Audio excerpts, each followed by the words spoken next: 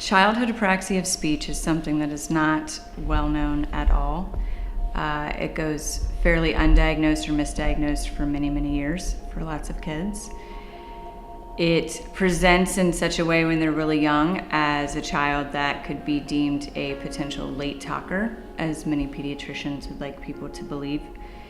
And it's basically, the easiest way to put it is when a child knows exactly what they want to say, but they lack the ability to actually produce the words. It's extremely similar to when an adult has a stroke and loses the ability to speak, but the child is born with it.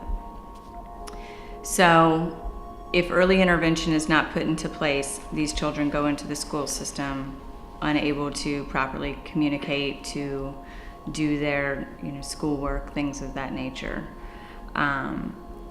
Having more pediatricians aware, more speech pathologists aware, the general public aware that this is a fairly profound disorder, and it's not just a speech disorder, it's pretty far-reaching as far as how it affects their lives, is an extremely critical component that is lacking in the medical community as far as outreach for families.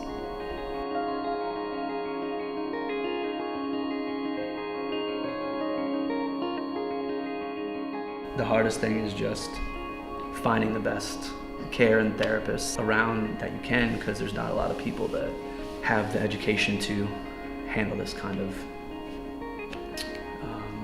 condition, or apraxia, I guess. So this year will be Michelle's third year doing a walk. The first year was the most successful first walk in the country. It's basically a family fun day.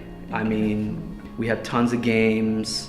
Stormtroopers will be there. There's Disney princesses. The Jacksonville, Florida walk is November 4th at the Bowles School. It will be held on a Saturday. Registration begins at 8:30. The awards start at 10, and then everything will wind down around 1 o'clock. All of the walk coordinators that hold these walks around the country are all volunteer. No one gets paid. No one. Really, the only thing they really get is continuing education and a network of support in families and stuff. So, which we have found a lot of people in this town and across the country. The teams are built around the kids. Each child that has apraxia receives a medal, and we make sort of a big to-do to celebrate their hard work that they go. Many of these kids go to therapy 3 to 5 times a week. They miss out on the after-school sports and the doing things like that because they have to be at therapy.